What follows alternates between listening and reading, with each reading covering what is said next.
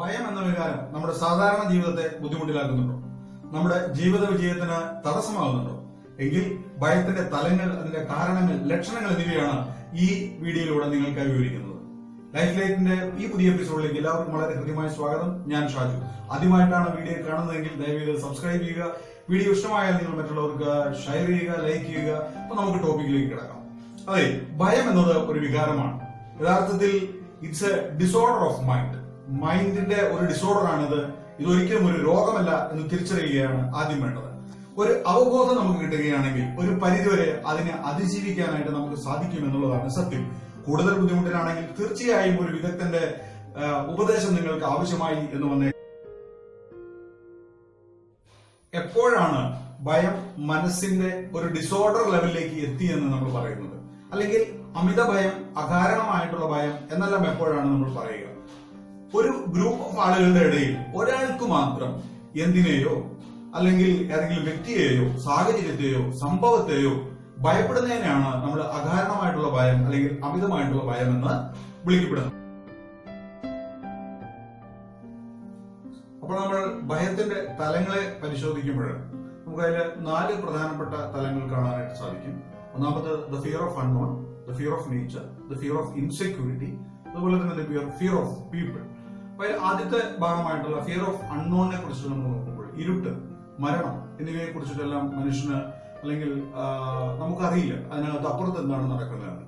അപ്പൊ ഒരുപക്ഷെ ഇരുട്ടിലേക്ക് പോകാൻ ഒരാൾക്ക് ഭയം, ഇരുട്ടുള്ള സ്ഥലങ്ങളെ ആ ഒരു അവസ്ഥയെ അഭിമുഖീകരിക്കാനായിട്ടുള്ള ഭയം സാധാരണമായിട്ട് ചില ആളുകളിൽ കണ്ടുവരുന്നുണ്ട്. അതുപോലെ തന്നെ മരണത്തെക്കുറിച്ചുള്ള ഭയം.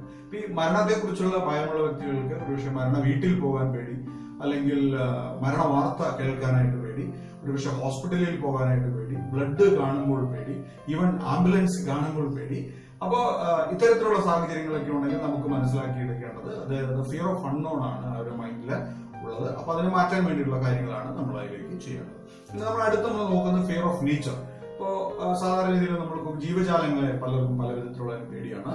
ഒരു ഉദാഹരണം പറഞ്ഞു കഴിഞ്ഞാൽ ആനയെ പേടിയുള്ളവരുണ്ട്, പാമ്പിനെ പേടിയുള്ളവരുണ്ട്, എന്തിനും പാറ്റയെയും പല്ലിയെയും പേടിയുള്ളവരുണ്ട്. അപ്പോ ഇതെല്ലാം നമുക്ക് വിവിധ തരത്തിലുള്ള ഭയം സമ്മാനിക്കുന്നു. അത് മനസ്സിന്റെ തലത്തിലാണ് ഇവിടെ നമുക്ക് ഒരു റീ എഞ്ചിനീയറിംഗ് ചെയ്യേണ്ടത്. അപ്പോ അടുത്തൊരു കാര്യം നമ്മൾ നോക്കുമ്പോൾ അടുത്തൊരു തലം എന്ന് പറയുന്നത് ഫിയർ ഓഫ് ഇൻസെക്യൂരിറ്റിയാണ്. അതായത് എനിക്കെന്തോ സംഭവിക്കാൻ പോകുന്നു എന്ന തോന്നൽ ഉണ്ടാകുന്ന വ്യക്തികൾക്കാണ് ഇത് സാധാരണ സംഭവിക്കുന്നത്. അപ്പൊ അതിലേക്ക് നമുക്ക് നോക്കുമ്പോൾ ഏകദേശം 3-4 വിധത്തിലുള്ള ഫിയർ ഓഫ് ഇൻസെക്യൂരിറ്റി ഫീൽ ചെയ്യുന്ന ഘടകങ്ങളുണ്ട്. അതിൽ ഒന്നാമത്തേൽ നമ്മൾ നോക്കുകയാണെങ്കിൽ മോണോഫോബിയ എന്ന് നമ്മൾ പറയും. അതായത് ഒറ്റയ്ക്ക് ഇരിക്കാനായിട്ട് പേടി.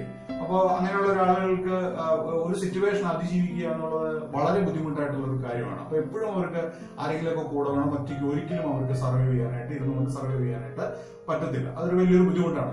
തീർച്ചയായിട്ടും ഒരു ട്രീറ്റ്മെന്റ് അല്ലെങ്കിൽ ഒരു കൺസൾട്ടേഷൻ മനോരോഗ വിദഗ്ധന്റെ ആവശ്യമായിട്ട് വരുന്ന ഒരു ഘടകമാണ്. അതുപോലെ തന്നെ ക്ലസ്ട്രോഫോബിയ എന്ന് പറയുന്നത്, ഉദാഹരണം പറഞ്ഞാൽ അടച്ചിട്ട മുറിയിൽ ഇരിക്കുക എന്നുള്ളത് വളരെ ടെൻഷൻ ആയിട്ടുള്ള ഒരു കാര്യമാണ്. പ്രത്യേകിച്ച് ലിഫ്റ്റ് പോലുള്ളതിൽ നമ്മൾ കയറി കഴിഞ്ഞാൽ ഒരു വീർപ്പൂട്ട് അനുഭവപ്പെടുക, അതിൽ തുടരാനായിട്ട് സാധിക്കാതിരിക്കുക. അപ്പൊ അങ്ങനത്തെ ഒരു സാഹചര്യമുള്ള ആളുകളാണെങ്കിൽ അതിനെ നമ്മൾ ക്ലസ്ട്രോഫോബിയ എന്ന് പറയുന്നു. അത് ഒരുതരം ഇതുപോലെ തന്നെ ഒരു ഇൻസെക്യൂരിറ്റി ഫീലിംഗിൽ നിന്നും ഇൻസെക്യൂരിറ്റി ഫിയറിൽ നിന്നും ഉണ്ടാകുന്ന ഒരു ഘടകമാണ്. ഉയരത്തിൽ നടക്കുന്നതിൽ ഹൈറ്റിനെ പേടിയുള്ള ആളുകളുണ്ട്.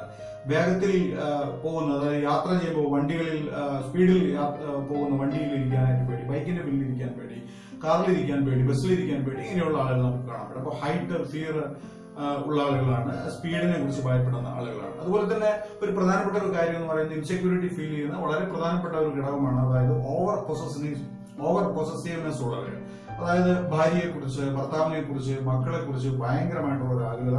ഒന്ന് പുറത്തേക്ക് പോയി നേരം വൈകിയാൽ പ്രശ്നം, കുട്ടി സ്കൂളിൽ പോയി നേരം വൈകി എത്തിയാൽ പ്രശ്നം, അച്ഛനെ കാണാണ്ടായാൽ മകൾക്കോ മകനോ പ്രശ്നം, അമ്മയെ കാണാണ്ടായാൽ മകനോ മകൾക്കോ പ്രശ്നം. ഒരു ഓവർ പൊസസീവ്നെസ് കൊണ്ട് ഉണ്ടാകുന്നതാണ്. ഇതിന്റെ ബേസിക് റൂട്ട് കാരണം എന്ന് പറയുന്നത് ഫിയർ ഓഫ് ഇൻസെക്യൂരിറ്റി തന്നെയാണ്. അപ്പൊ ഇനി ഇതിന്റെ നമുക്കൊരു 4ാമത്തെ ഘടകത്തിലേക്ക് നമ്മൾ നോക്കുകയാണെങ്കിൽ ദ ഫിയർ ഓഫ് പീപ്പിൾ. ഇന്നത്തെ ഈ കാലഘട്ടത്തിൽ ഏറ്റവും അധികം പ്രശ്നം അനുഭവിക്കുന്ന ഒരു പ്രോബ്ലമാണ് ദ ഫിയർ ഓഫ് പീപ്പിൾ എന്ന് പറയുന്നത്. സാധാരണ രീതിയിൽ ഒരു 15 വയസ്സ് മുതൽ 45 വയസ്സ് വരെയുള്ള ആളുകളിലാണ് ഇത് ഏറ്റവും കൂടുതലായിട്ട് കണ്ടുവരുന്നത്. പ്രത്യേകിച്ച് യങ്സ്റ്റേഴ്സിനിടയിൽ എന്താ നമ്മൾ പറയുന്നത്, അതിന് സോഷ്യൽ ഫോബിയ എന്ന് പറയുന്നത്. അതായത് ഒരു ചടങ്ങിൽ പങ്കെടുക്കുവാൻ പേടി, ഒരു ഗ്രൂപ്പിനെ അഭിമുഖീകരിക്കാനായിട്ടുള്ള പേടി, ഒരു ഇന്റർവ്യൂ അറ്റൻഡ് ചെയ്യാനായിട്ട് പേടി, മറ്റുള്ളവർ എന്നെ ശ്രദ്ധിക്കുന്നു എന്ന ഒരു സാഹചര്യം ഉണ്ടാകുന്ന എല്ലാ സംഭവങ്ങളെയും ഒഴിവാക്കാനാണ് ഇവർ ശ്രമിക്കുന്നത്. അതുകൊണ്ട് തന്നെ പലപ്പോഴും വീടിന് പുറത്തേക്ക് ഇറങ്ങില്ല, ജോലിക്ക് പോവില്ല, ഇന്റർവ്യൂവിന് പോവില്ല, ക്ലാസ്സിന് പോവില്ല. നമ്മൾ അവരുടെ പേഴ്സണാലിറ്റിയെ ഇംപ്രൂവ് ചെയ്യുന്ന, ലൈഫിനെ മെച്ചപ്പെടുത്തുന്ന എന്തെല്ലാം സജഷൻസ് കൊടുത്താലും ഒരുപക്ഷെ അവര് വീട്ടിലെ പിണങ്ങി മാറി അല്ലെങ്കിൽ ഒറ്റയ്ക്ക് മാറി എന്തെങ്കിലും എക്സ്ക്യൂസുകൾ പറഞ്ഞ് അതിൽ നിന്ന് ഓടിയകലുന്ന ഒരു സ്വഭാവം നമുക്ക് കാണാനായിട്ട് പറ്റും. അപ്പൊ തീർച്ചയായിട്ടും ഒരു വളരെയധികം ശ്രദ്ധിക്കപ്പെടേണ്ട ഒരു മേഖലയാണ്. ഇങ്ങനെ ആരെങ്കിലുമൊക്കെ ഉണ്ടെങ്കിൽ നമുക്കൊരു ചെറിയൊരു കൗൺസിലിംഗ് കൊടുത്തുകൊണ്ട് അവർക്ക് ഈ ഒരു സാഹചര്യത്തിൽ നിന്ന് അവരെ മെച്ചപ്പെട്ട ജീവിതത്തിലേക്ക് കൊണ്ടുവരാനായിട്ട് സാധിക്കും എന്നുള്ളതാണ് ഈ കാര്യങ്ങൾ പറഞ്ഞു തരുന്നതിന്റെ പിന്നിലെ ഒരു പ്രധാനപ്പെട്ട മോട്ടീവ്. അപ്പൊ അതെല്ലാവരും മനസ്സിലാക്കുക. അതനുസരിച്ച് നമ്മൾ അറിയുന്ന ആളുകൾക്കും അല്ലെങ്കിൽ നമുക്ക് തന്നെ ഇത്തരം പ്രശ്നങ്ങളുണ്ടെങ്കിൽ ഇതിനൊരു രോഗമായി കാണാതെ നമ്മുടെ മൈൻഡിന്റെ ഒരു ഡിസോർഡർ ആണെന്ന് മനസ്സിലാക്കിക്കൊണ്ട് അതിനെ മാറ്റാൻ വേണ്ടിയിട്ടുള്ള കാര്യങ്ങൾ നമ്മൾ ചെയ്യുക എന്നുള്ളതാണ് പ്രധാനമായിട്ടും പറയാനായിട്ട്. സാധാരണ രീതിയിൽ ഭയം ഞാൻ പറഞ്ഞു നമുക്ക് മനസ്സിന്റെ തലങ്ങളിൽ ഉണ്ടാകുന്ന ഒരു ഡിസോർഡർ ആണെന്ന് പറഞ്ഞു. അപ്പൊ അങ്ങനെയാണെങ്കിൽ അത് എങ്ങനെയാണ് രൂപപ്പെടുന്നത്? യഥാർത്ഥത്തിൽ ഒരു കുഞ്ഞായിരിക്കുന്ന ഒരവസ്ഥയിൽ സാധാരണ രീതിയിൽ ആ കുഞ്ഞിന് ഭയപ്പാടുണ്ടാകുന്ന രണ്ട് സാഹചര്യങ്ങളാണ് ഉള്ളത്. ഒന്ന്, ഏതെങ്കിലും വലിയ ശബ്ദം കേൾക്കുക, പെട്ടെന്നുള്ള ശബ്ദം കേൾക്കുക, അല്ലെങ്കിൽ അമ്മയുടെ അസാന്നിധ്യം ഉണ്ടാവുക. അതായത് അമ്മയുടെ സാന്നിധ്യം ഇല്ലാത്ത ഒരു സാഹചര്യത്തിൽ ആ കുഞ്ഞിന് എപ്പോഴും ഒരു ഭയം ഉണ്ടാകുന്ന ഒരു സാഹചര്യമുണ്ട്. അതുപോലെ തന്നെ ഇനി കുഞ്ഞ് വളർന്നു വരുന്ന ഒരു കാലഘട്ടത്തിൽ നമ്മൾ നോക്കുകയാണെങ്കിൽ മാതാപിതാക്കളുടെ ചില പ്രത്യേക രീതിയിലുള്ള പെരുമാറ്റം, വാക്കുകൾ, അതുപോലെ തന്നെ നിർദ്ദേശങ്ങൾ എല്ലാം കുട്ടികളിൽ ഭയം ഉളവാക്കാനായിട്ടുള്ള ഒരു കാരണമാണ്. അപ്പൊ അത് പിന്നീട് ഡെവലപ്പ് ചെയ്ത് ഒരു ഫോബിയ ആയിട്ട് മാറാനായിട്ട് അത് പക്ഷേ കാരണമായേക്കാം. അതുപോലെ തന്നെ നമ്മുടെ സുഹൃത്തുക്കള്, ബന്ധുക്കള്, ഈവൻ ടീച്ചേഴ്സ് പറയുന്ന ചില കമന്റുകൾ, അവർക്ക് പറഞ്ഞു കൊടുക്കുന്ന ചില കഥകള് എല്ലാം ചില പേടിയുടെ ആദ്യത്തെ ചില അനുഭവങ്ങൾ കുട്ടിയുടെ മനസ്സിൽ സമ്മാനിക്കുന്നുണ്ടാവും. അത് പിന്നീട് ഗ്രോ ചെയ്ത് അതൊരു ഫോബിയായിട്ട് മാറുന്ന ഒരു സാഹചര്യം ഉണ്ടാവും. ഇനി അതുപോലെ തന്നെ വളർച്ചയുടെ കാലഘട്ടത്തിൽ അച്ഛനോട് ശരിയായ സ്നേഹബന്ധം ഇല്ലാതെ വളരുന്ന കുട്ടികൾക്ക് ഒരു ഫിയർ ഓഫ് ഇൻസെക്യൂരിറ്റി ഉണ്ടാകാനായിട്ടുള്ള ഒരു സാധ്യതയുണ്ട്. ഫിയർ ഓഫ് ഇൻസെക്യൂരിറ്റി ഉണ്ടാകാനുള്ള സാധ്യതയുണ്ട്. അതുപോലെ തന്നെ കോൺഫിഡൻസ് കുറയാനായിട്ടുള്ള ഒരു സാധ്യത. കോൺഫിഡൻസ് കുറയുമ്പോൾ ഓട്ടോമാറ്റിക്കലി അതിൽ നിന്നും ഒരു ഭയം ഉത്ഭവിക്കുന്നുണ്ടായിരിക്കും. അതുപോലെ തന്നെ ജീവിതത്തിൽ ഉണ്ടാകുന്ന ചില ഷോക്കിംഗ് ഇൻസിഡന്റുകൾ, ഉദാഹരണം ഒരു മരണമാകാം, അപകടമാകാം, എന്തെങ്കിലും ഒരു ആക്രമണമാകാം, ഈ കാലഘട്ടത്തിന്റെ ഏറ്റവും വലിയ ശാപമെന്ന് നമുക്ക് വിശേഷിപ്പിക്കാവുന്ന ഏതെങ്കിലും വിധത്തിലുള്ള ലൈംഗിക ചൂഷണങ്ങളാകാം. അപ്പോൾ ഇങ്ങനെയുള്ള സംഭവങ്ങൾ വരുന്നു ഒരു കുട്ടിയിൽ വളർന്നു വരുന്ന ഒരു കുഞ്ഞിനകത്ത് ഭയം രൂപപ്പെടാനായിട്ടുള്ള പ്രധാനപ്പെട്ട ഒരു കാരണങ്ങളാണ്. അപ്പൊ ഇങ്ങനത്തെ എന്തെങ്കിലും കാര്യങ്ങൾ നമ്മുടെ മനസ്സിനെ അലട്ടുന്നുണ്ടെങ്കിൽ തീർച്ചയായും അതൊരു കൗൺസിലിലൂടെ ഷെയർ ചെയ്ത് ശാസ്ത്രീയമായ രീതിയിൽ ഈ ഭയത്തെ നമ്മളിൽ നിന്ന് ഇല്ലാതാക്കാനായിട്ട് സാധിക്കും. മനസ്സിലാക്കേണ്ട ഒരു കാര്യമുണ്ട്. അതായത് ഭയം എന്ന ഒരു ഡിസോർഡർ അല്ലെങ്കിൽ മനസ്സിന്റെ ഒരു ഡിസോർഡർ നമ്മളിൽ രൂപപ്പെടുന്ന സമയത്ത് നമ്മുടെ സിമ്പതി നെർവസ് സിസ്റ്റത്തെയാണ് അത് ബാധിക്കുന്നത്. അതുകൊണ്ട് തന്നെ നമുക്ക് സാധാരണ രീതിയിൽ കാണിക്കുന്ന ലക്ഷണങ്ങൾ എന്തൊക്കെയാണെന്ന് വെച്ച് കഴിഞ്ഞാൽ, ഒന്നാമത് നമുക്ക് ഹാർട്ട് ബീറ്റ് കൂടുക എന്നുള്ളതാണ് ഭയത്തിലുണ്ടാകുന്ന ഏറ്റവും പ്രധാനപ്പെട്ട ഒരു കാര്യം.